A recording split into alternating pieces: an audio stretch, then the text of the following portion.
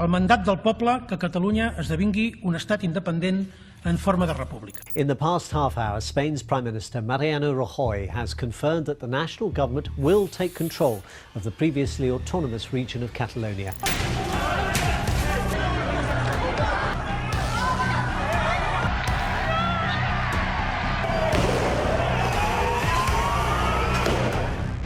Catalonia isn't protesting anymore. It's preparing to break free. With its own parliament, police, and national identity, this region already acts like a country. All it's missing is a flag in the UN.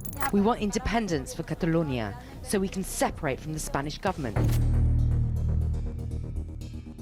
Catalonia, a wealthy and influential region in northeastern Spain, has long seen itself as distinct from the rest of the country.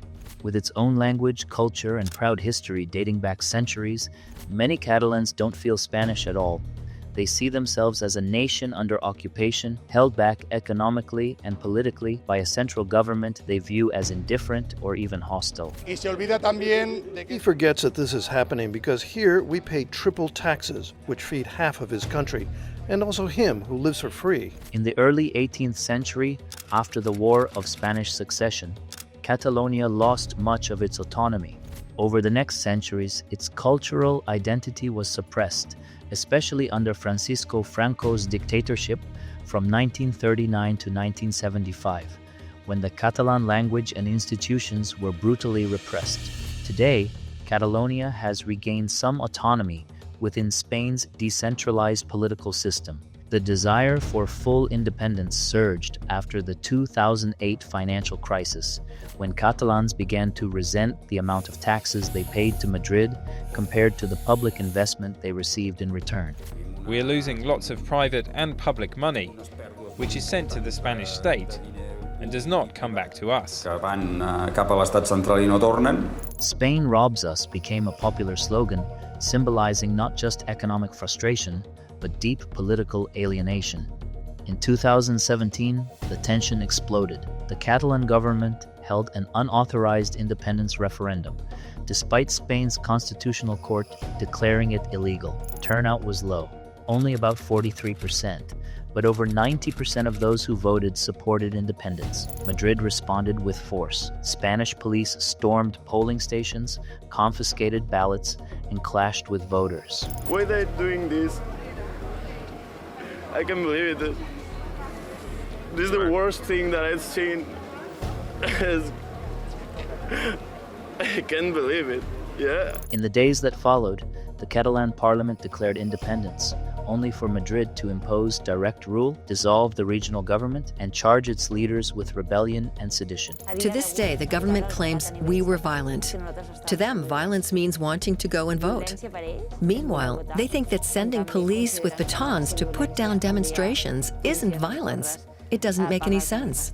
Pro-independence parties continue to win regional elections, and while Spain has granted pardons and tried to open dialogue, no real solution has emerged. We've had 5 lost years without democracy, during which we faced state repression and ceaseless attacks. We wouldn't have survived that if we weren't a grassroots civic movement based on free will and popular engagement.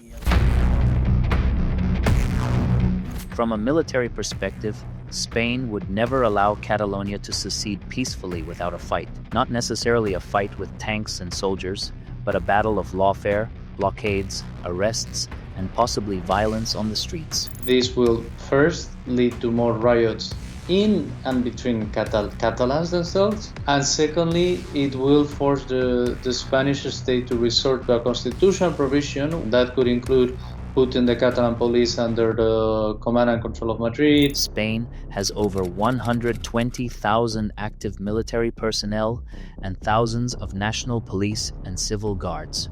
Catalonia, meanwhile, has no army, but it does have a strong local police force, the Mossos d'Esquadra, with around 17,000 officers.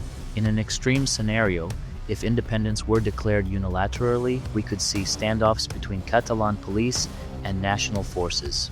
That wouldn't be a conventional war, but it would be a domestic security nightmare, one that could spiral into wider unrest and possibly draw in external actors. The European Union has consistently backed Spain's territorial integrity, refusing to recognize Catalonia's independence efforts. If Catalonia declared independence and Spain cracked down violently, public opinion across Europe might shift. Footage of Spanish police beating peaceful protesters in 2017 already caused a wave of sympathy for Catalans. Spanish riot police attacking citizens that just wanted to vote on an independence referendum. You didn't used to care about independence, but now you do. Now, yes. And every day more. Another confrontation could push EU countries to pressure Spain into negotiation. Internationally, few countries would recognize an independent Catalonia immediately. The United States would likely support Madrid, as would France, Germany, and most NATO allies. Catalonia makes up about 20% of Spain's GDP. It's home to major companies, tech hubs, and the port of Barcelona, one of the busiest in Europe.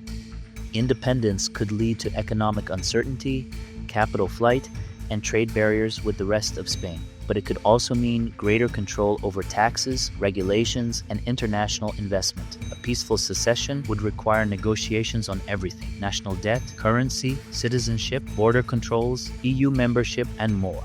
And that's assuming Madrid even agrees to talk. In a more chaotic scenario, we could see civil unrest, supply chain disruptions, or even acts of sabotage if radical groups emerge. While war in the traditional sense is unlikely, violence is not off the table. The role of NATO adds another layer. Spain is a NATO member, and any domestic conflict within its borders could create tensions within the alliance. While Catalonia has no ambitions of becoming a military power, questions about who controls military assets on Catalan soil or how intelligence sharing would work could become major flashpoints. Looking ahead, Catalonia's future could take several paths. One is a negotiated referendum approved by Madrid that gives Catalans a legal path to independence.